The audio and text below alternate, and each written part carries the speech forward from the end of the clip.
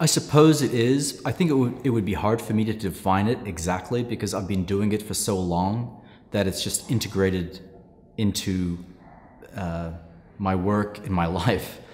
But I guess having said yes, to think about it, I think of it as a language that uses words and images together in a very integrated way, where words play on the image plays on the words, and it would be very hard to untangle them and for any sense to be made. I think there's art that's narrative, and that's the art that I'm interested in, and a single image, a painting, can have a narrative. You look at it and you sort of figure out what's going on, and you see there's a story behind it. That's the stuff that attracts me. And abstract art maybe attracts me less because I'm interested in storytelling.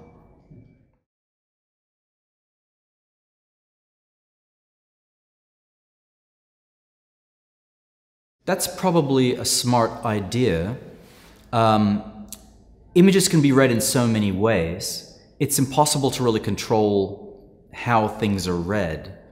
I think, you know, when I look at comics, I often can read them very fast and go back later and see what's going on in the background, or I can read them slow and see the integration.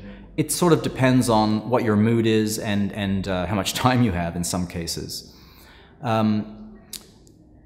It is interesting to learn about the language. To me, it's also, again, it's a sort of a natural thing to know how to read, that sort of thing. So some things, I guess, can be taught.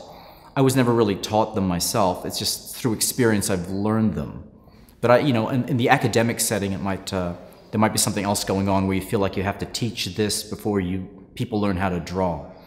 I personally worry that there's sort of too much theory with some of this stuff, and people begin to think it has to be a certain way, or these are the 3 main ways you can do this. That troubles me a little.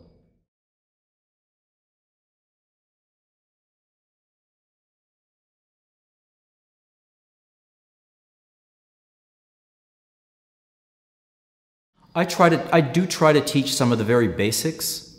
That is, how to compress. I will give someone a story to write, and I'll say, do this story in 12 panels. Now do it in 6, now do it in 3. Just so they understand that things have to be taken out, and for them to concentrate on what are the main points, you know, under different contexts. So compression is the main thing I try to teach, but you can never really teach someone to have good content, and I think that's where the emphasis really should be. To me, it's the basics of how to tell a story so it's clear. And then everything grows from that. There are some things it's very difficult to teach, that it takes some individual initiative and experimentation.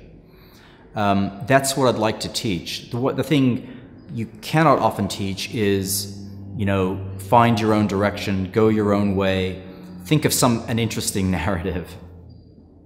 Harder to teach that.